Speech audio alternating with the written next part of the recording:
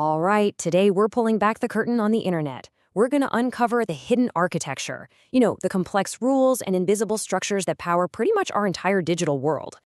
I mean, really think about this for a second. You're walking out of your house, you're on a video call, and it just flawlessly switches from your home Wi-Fi to your phone's mobile network. No stutter, no dropped call. How does that even work?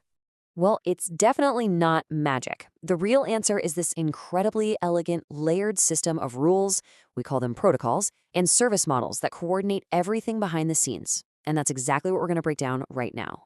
Okay, so to really get this, we have to start with the master blueprint for all digital communication.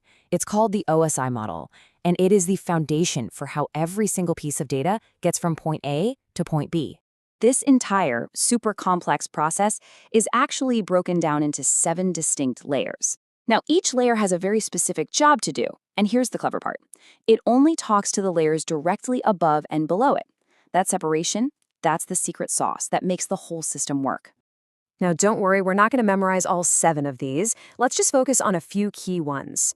Way up at the top, layer 7, the application layer, that's the stuff you actually interact with, your web browser, your apps. Then, down in the middle, you've got layer 3, the network layer. Think of this as the GPS for your data. It handles all the routing and addressing.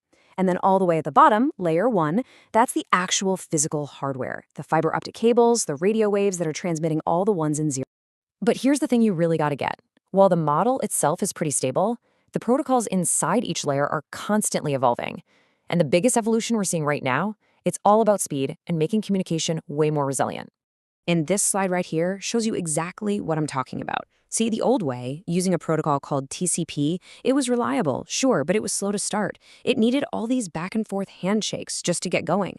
The modern way is a protocol called QUIC. It combines all those steps into one. But even better, it identifies your connection with a session ID, not just your IP address. And that is the secret to our video call example. When you switch from Wi-Fi to 5G, your IP address changes, but that session ID stays the same, so the connection never drops. Pretty cool, right?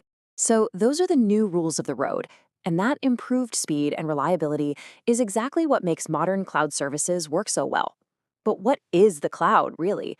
It sounds all abstract, but it's really just a fancy way of saying you're using someone else's computer.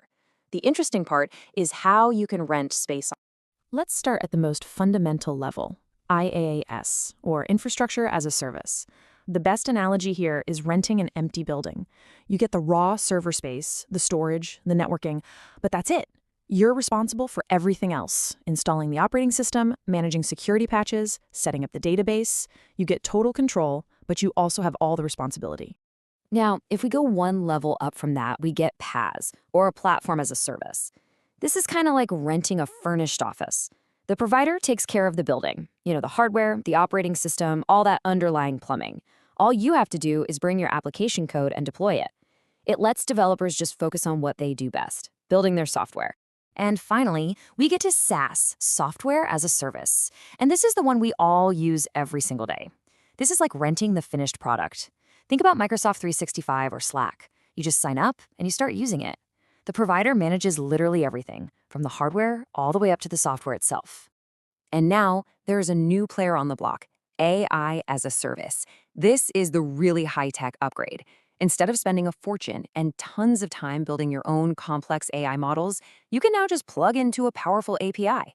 This lets you add incredible features like generative AI or voice recognition right into your app. It's a total game changer. So, whether you're renting that empty building or the fully finished product, this brings us to probably the most critical part of this whole arrangement, the fine print. Who is actually on the hook when things go wrong? The answer is spelled out in something called the shared responsibility model, and it's exactly what it sounds like, a partnership. The cloud provider, think Amazon, Google, Microsoft, they are responsible for the security of the cloud. That means the physical data centers, the servers, the network hardware, but you, the customer, are always responsible for your security in the cloud. That means your data, your configurations, and who you decide to give access to. This is probably the single most important thing to take away from this whole explainer. The quote says it all. If an employee uses a weak password for a SaaS app, that is your responsibility, not the provider's. Let that sink in. Even if you're using a totally managed product, you still own the security of your data and your access controls. You simply cannot outsource accountability. So when you put it all together, from the physical cables in the ground to the cloud services we use every day, it's all built on this architecture of rules and shared responsibilities. And the core message here is crystal clear.